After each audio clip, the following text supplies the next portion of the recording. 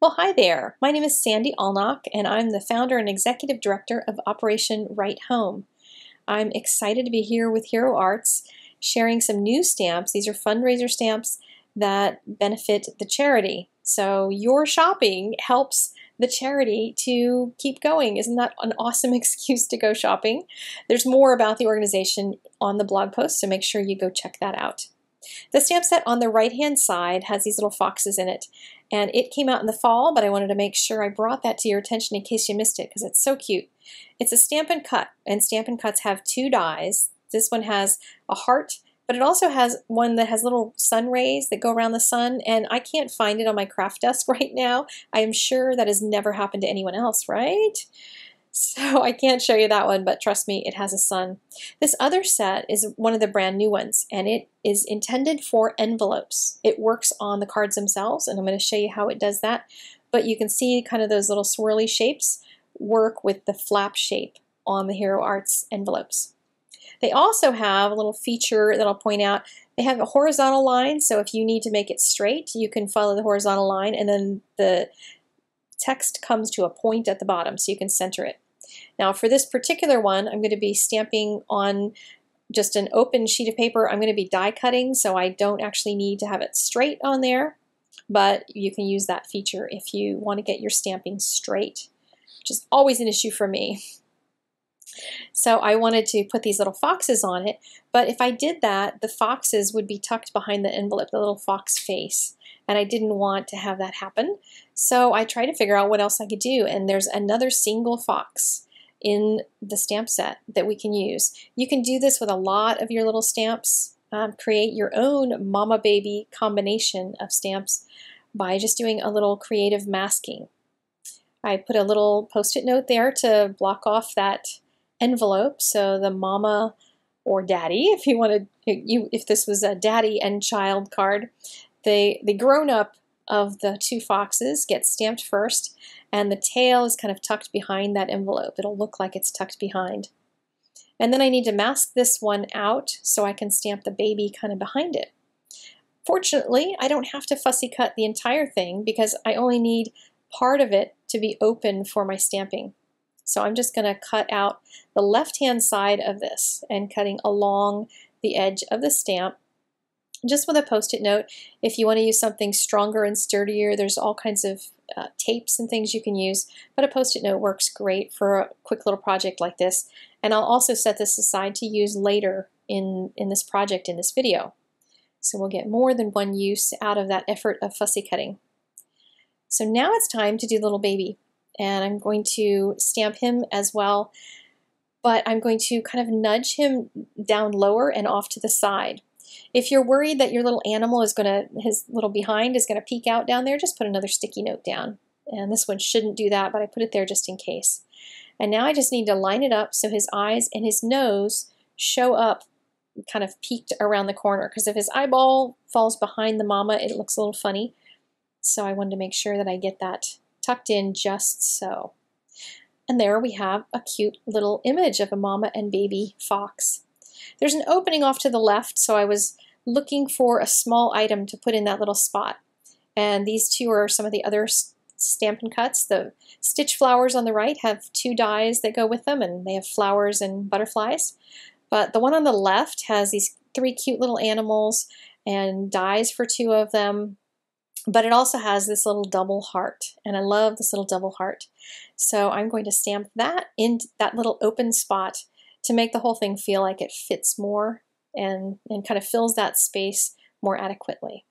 I'm going to take a couple of my dies and use that for the assembly of the rest of the card. But first we got to get our coloring done. So I have my circle die cut, I've got a water brush, and some distress inks. And I'm going to use these to do some really simple watercoloring. I'm putting the ink onto my craft mat, so you can use all different kinds of things for a palette, but if you have your craft mat out, why not use it? And I probably should have left all these colors right here since I go back and forth between them, so ignore the fact that I keep wiping them off and starting all over again, putting fresh ink down.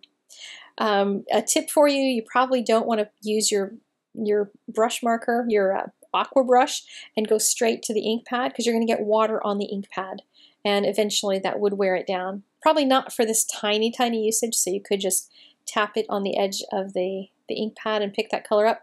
But I find it just makes me feel better to have the ink off of the pad before I add water.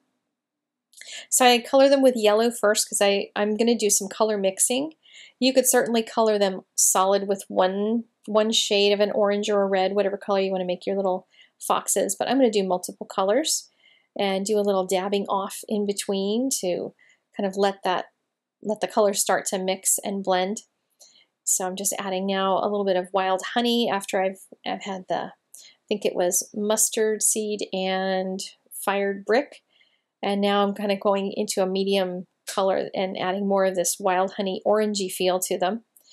And wild honey is a great color for the foxes because it's just a really nice, warm, yummy kind of an orange. But there's lots of colors as well in the whole Distress Ink family. And there's lots of different watercolor methods you can use as well. So you can use anything. You can color these with your pencils, your Copics, whatever you like to color with. And they're really tiny images, so they go pretty quickly when you're doing your coloring. So it's not going to slow you down in your production all that much. I'm going to add a little bit of red to the envelope and one of the hearts, and then I'll fill in the other heart with some yellow just to tie that color in across the image just a little bit more. Then I wanted to figure out what to do with the background, and peacock feathers is one of my very favorite of the Distress inks, so I just wanted sort of a washy cloud around them.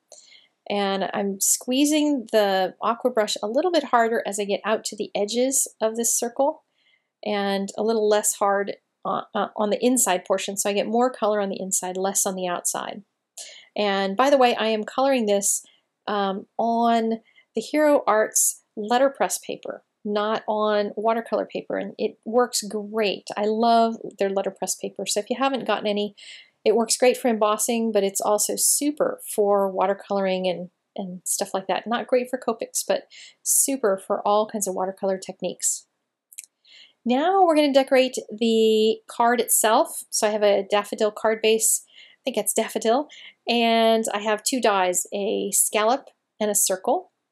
I'm going to nest those together, and then I'm going to also die cut my card base, and I'm going to die cut it in a size in between the scallop and the inner circle, because I want that to fit. You'll see how it all comes together in a few minutes. So I'm going to tape this one down with the fold of the card just sticking out of that little circular portion so that I still have a folding card for the base. Now they're die cut, and I want to add this scalloped piece around the edges. I could put the adhesive on the back of the scallop, but it's going to work out a little better this way, and I'll show you why in just a second. Going with some stamp runner all the way around the edges, and this is the dot stamp runner, so it's going to work super great for this. I could put the scallop straight on the front, but it's going to be a little easier to center if I do it the other direction. So I'm going to pop it onto the back side instead, and you can see I've cut a little slit on the back of the card base as well, so it'll stand upright. But there is some adhesive kind of showing through the front now, where I put more adhesive on than I had for that black area to cover. But this little tool, I had one of these in college, and it's a rubber cement pickup, but it works great for picking up all sorts of things, masking fluids and adhesives. Test it with whatever adhesive you're using and whatever paper you're using so it doesn't tear it, but it worked great with this. It picked up that dot adhesive really well, and it allowed the adhering of this to be just a lot easier. Now that slit that I had cut in the back, that little chunk that I had cut off, makes sure that the card stays standing up straight. So extra little bonus tip for you. Now the only thing left on the card is to put the image that we've already colored popped onto it. So I'm going to use a little dimensional adhesive. For Operation Write Home, we don't like to have multiple layers of dimensional, but this stuff is about the right thickness. You know, we want our cards to have dimension and be really cool for our heroes to be able to write home on, but we also don't want them to be so thick that they end up not being able to make it through the mail. So pop that onto the card, and now I can decorate my envelope. I'm going to use the same sentiment on the outside of the flap as I did on the card, and you see how well it fits on that scallop shape on the Hero Arts envelopes. And for the front, I thought it would be fun to add these two little foxes to the front too. So I'm going to add them kind of peeking off the bottom. And I'm going to use that mask again and pop it right on top of the larger fox. And then I'm going to do the same thing as I did on the inside and just kind of tuck him in at a little angle.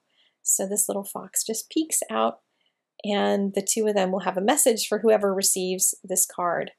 I love the idea of decorating the envelopes too, because it really makes a card have more impact, I think, when somebody goes to their mailbox and they immediately get to see that fun little image on the outside of it. You want to let your envelope dry a little bit more. Envelopes are made of a slicker material, so it'll take a little more time to dry than it would on paper, but it's really worth the extra effort. Here's the finished project. I hope you enjoyed this video. If you did, make sure you click that like button and comment over on the blog as well. There's a link to that in the description. And I also want to link you to this video. This is another one that went up just today, and you can watch it on the Operation Right Home TV channel, and you'll get to see the coloring of these very darling little stitched animals. Thank you so much for watching, and I'll talk to you guys another time. Take care. Bye-bye.